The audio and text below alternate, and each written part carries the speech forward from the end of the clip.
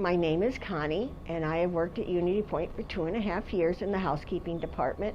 In my field, it is the sanitation and the disinfecting and the cleaning of the rooms to prepare for patients coming in and to do a daily clean of patients that are in the room.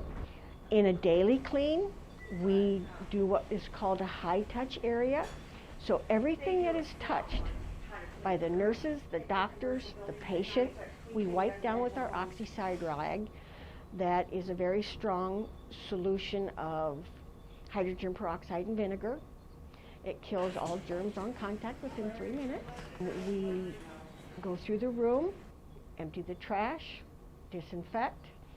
We use a neutral floor cleaner on our little mega mops, and we mop the floor. In a regular clean, when the patient is discharged, we strip everything out of the room, open up every drawer, every cabinet. We start on one wall and we go all the way around the room, wiping everything down inside everything. It generally, on the room size, takes 30 to 60 minutes, depending on the room and what area. When I am done in my area, because we work in an immune-compromised area, the Xanax machine comes in. It is ultraviolet light that kills germs through ultraviolet lights.